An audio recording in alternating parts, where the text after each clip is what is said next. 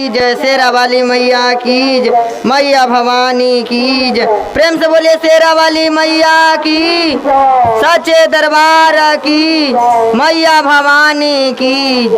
लचकाता लचकाता निमिया के गछिया लचकाता,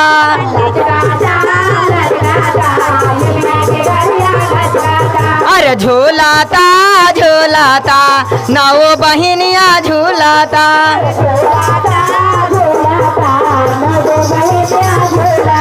अरे लचकाता लचकाता निमिया के गछिया लचकाता,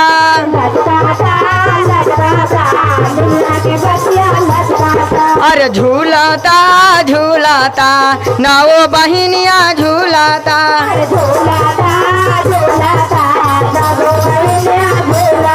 अरे डाढ़ टूटल है मैया मंदिर में समाएलो,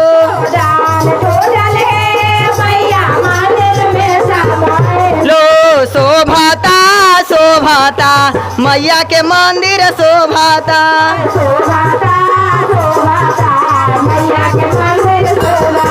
अरे पटना सहरिया से सिंदूरा मंगावली मैया के मंगिया भरवनी है,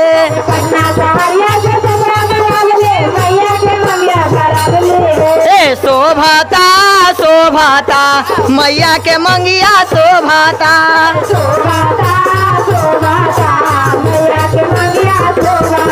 अरे सोनरा घर से हरवा मंगवली मैया के गालो सजावनी है,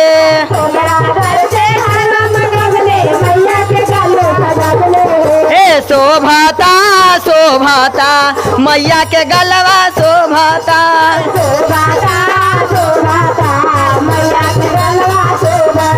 अरे लचकाता लचकाता निमिया के गछिया लचकाता,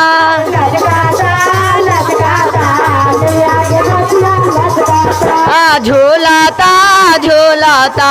नौ बहिनिया झूलाता,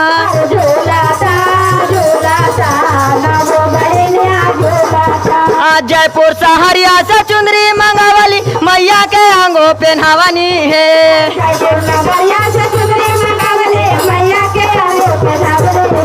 शोभाता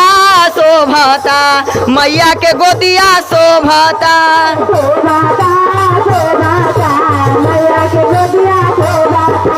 शोभाता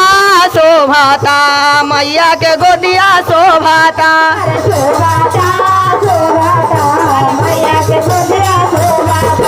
जोगिया घर से लहठी मंगावली मैया के हाथों सजावनी है,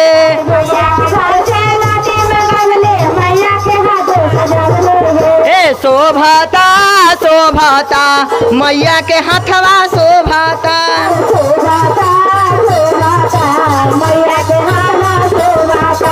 लचकाता लचकाता निमिया के गछिया लचकाता,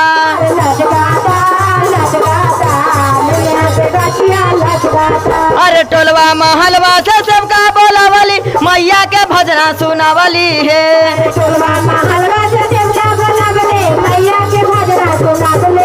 अरे शोभाता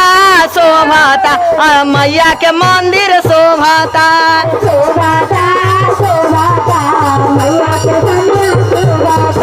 लचकाता लचकाता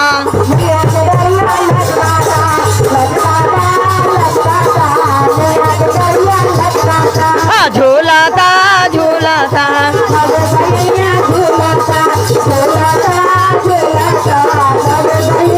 सच्चे दरबार की।